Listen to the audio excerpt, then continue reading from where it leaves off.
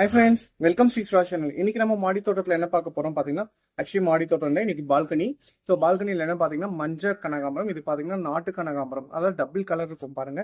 எவ்வளோ சூப்பராக இருக்கு பாருங்க, பார்க்கறதுக்கே நல்லா கலர் பார்த்தீங்கன்னா அவ்வளோ ஒரு கலர், அதாவது ஆரஞ்சும் எல்லோவும் கலந்த டபுள் ஷேடோ. ஒரு சின்ன வாட்டர் கேன்ல தான் வச்சிருக்கோம். அதே மாதிரி பாருங்க ஸ்டாண்ட் வச்சிருக்கோம். நிறைய பேர் வந்து மாடி தோட்டத்துக்கு இதுதான் கேட்குறாங்க, நீங்க எப்படி செடி வைக்கிறீங்க அப்படின்னு சொல்லி. இந்த மாதிரி ஸ்டாண்ட் பார்த்தீங்கன்னா உங்களுக்கு ஆன்லைன்ல கிடைக்கும். இந்த மாதிரி ஸ்டாண்ட் வந்து மீஷோவில் வந்து பார்த்தீங்கன்னா ஆஃபர் போடுவாங்க. இது வச்சிங்கனாலே இப்போ உங்களுக்கு தண்ணி வந்து அவ்வளோவா வராது. கொஞ்சமாக தான் நம்ம தண்ணி அதே மாதிரி ஊற்றணும். நிறைய ஊற்றினா கூட அப்படியே போயிடும் உங்களுக்கு.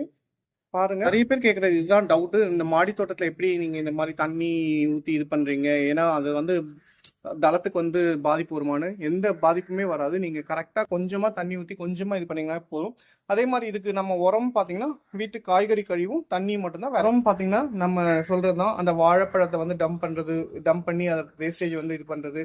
அதே மாதிரி வந்து பார்த்தீங்கன்னா புளிச்ச மோர், மாட்டு சாணம், இந்த மாதிரி தான். ஸோ பாருங்கள், பூவே பார்த்தீங்கன்னா அவ்வளோ சூப்பராக பூத்துருக்கு பாருங்க. உங்களுக்கு ஒரு சின்ன இடம் இருந்தாலே போதும், பால்கனியில் அழகாக வச்சுக்கலாம். பாருங்க எவ்வளோ சூப்பராக இருக்குது பாருங்க.